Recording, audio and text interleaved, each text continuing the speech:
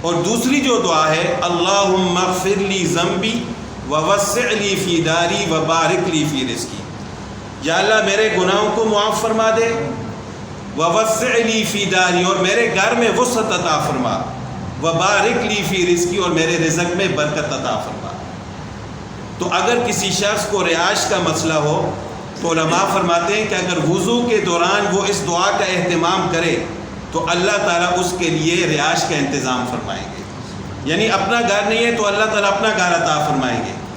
اگر اپنا ہے لیکن تنگ ہے تو اللہ تعالیٰ کشادہ گھر عطا فرمائیں گے۔ اللہ تعالیٰ کی رحمت سے کوئی چیز بعید نہیں ہے، کیونکہ اس میں اس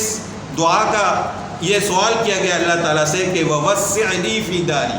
یا اللہ میرے گھر میں وسعت عطا فرما، وبارک لی فی رزقی اور میرے رزق میں برکت عطا فرما۔